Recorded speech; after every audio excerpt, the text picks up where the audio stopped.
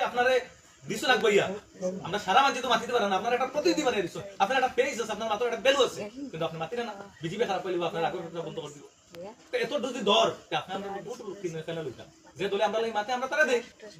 আজকে আমরা সংসদ 101টা সিট আমরা পাইছি গত লোকসভা নির্বাচন, 99টা পরে নির্দলীয় আইয়া আমরা 101টা সিট হইছে, আর বাকি আমরা 238টা ওয়াকফ বিল আমরা 238টা ভোট পেয়েছি। তোরা যদি সভা করলি ওয়াকফ বিলটা পাস হয় না, তোরা যদি কয়টা সিট পাইতাম।